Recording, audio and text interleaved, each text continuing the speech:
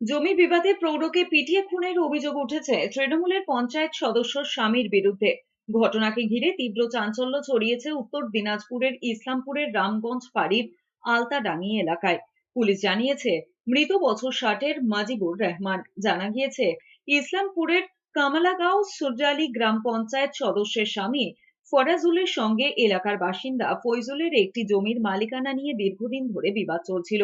পরিবার সূত্রে জানা গিয়েছে, বেশ কয়েক মাস ধরেই জমি নিয়ে দুজনের মধ্যে ঝামেলা হচ্ছিল। বুধবার সকালে ফরাজুল সেই জমি দলবল নিয়ে দখল করতে গেলে দুপক্ষের মধ্যে সংঘর্ষ শুরু হয়।